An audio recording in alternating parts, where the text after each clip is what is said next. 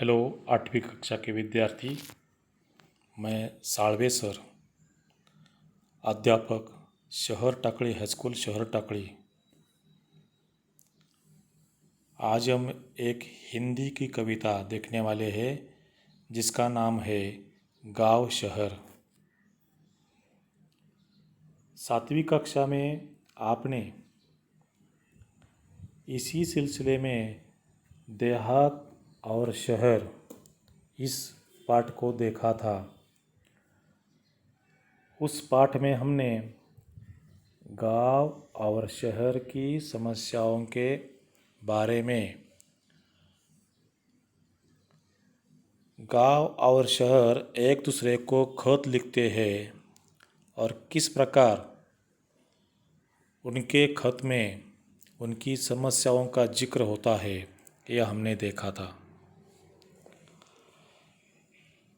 उसी सिलसिले को आगे बढ़ाते हुए आज हम ये कविता देखने वाले हैं गांव शहर। उसको लिखा है प्रदीप शुक्ल जी ने।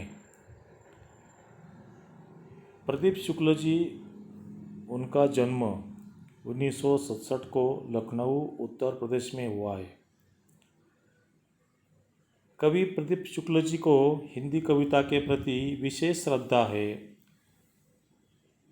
वे कविता को एक साधना के रूप में देखते हैं और उनकी कविताएं हिंदी की विविध पत्र पत्रिकाओं में छपती रहती है। उनकी प्रमुख कृतियाँ मतलब उनकी कुछ किताबें अम्मा रहती गांव में, यह 9 गीतों का संग्रह है, और गुल्लू का गांव, यह बाल गीतों का संग्रह है। तो आइए हम देखते हैं कविता गांव शहर। आगे बढ़ने से पहले हम इस कविता में जो कठिन शब्द है उनके बारे में जानकारी लेंगे। दीदा मतलब आँख या दृष्टि या निगाह। सुर का अर्थ है स्वर। टुकुर टुकुर का अर्थ है टकटकी लगाना।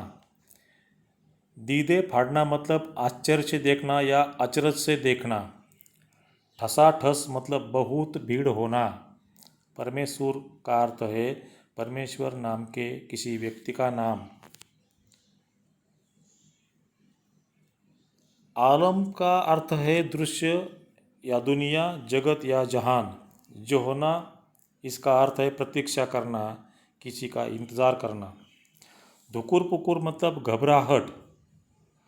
सुरसतिया सरस्वती नाम की किसी लड़की का नाम। गिल्ली का मतलब है गिलहरी, एक छोटा सा प्राणी होता है, अक्सर पेड़ पर चढ़ता उतरता रहता है। गैया मतलब गाय और घमाना मतलब धूप खाना। कवि कहते हैं कि आज हर तरफ परिवर्तन की लहर चल रही है। जिधर देखो हमें बदलाव नज़र आता है। जिस प्रकार मौसम बदलता रहता है, कभी आसमान में बादल होती है तो बारिश होती है, कभी सूरज की धूप हमें लगती है, तो इस प्रकार मौसम बदलता रहता है। उसी प्रकार इस बदलते हुए मौसम को गांव और शहर आश्चर्य से एक दूसरे को देखते रहते हैं। गांव टकटकी लगाकर शहर को देखता है। गांव दंग है कि गांव से रोजगार और काम की तलाश में लोग शहर जा रहे हैं। आप चित्र में देख सकते हैं कि लोग शहर जा रहे हैं और गांव सूने पड़े हैं। गांव में छोटे बच्चे और बूढ़े के अलावा आपको कोई दिखाई नहीं देता, क्योंकि लोग काम की तलाश में शहर जा रहे हैं। लोगों का शहर की ओर पलायन हो रहा है। पलायन से आप देख सकते हैं कि गांव में खेती करने वाला कोई नहीं है। लोग गांव से शहर जा रहे हैं, और जब वे शहर जाते हैं तो इतनी भीड़ होती है कि ठसाठस भरी होती है। तिल रखने की जगह नहीं होती, मतलब पाँव रखने की जगह भी नहीं होती, इतनी आप शहर में भीड़ देख सकते हैं। लोग अपने यातायात के साधन लेकर शहर आते हैं और शहर में इतनी भीड़ होने के कारण लोग मजबूर है लोगों को फुटपाथ पर, रास्ते के किनारे, मेट्रो के खंभे के नीचे सोना पड़ता है।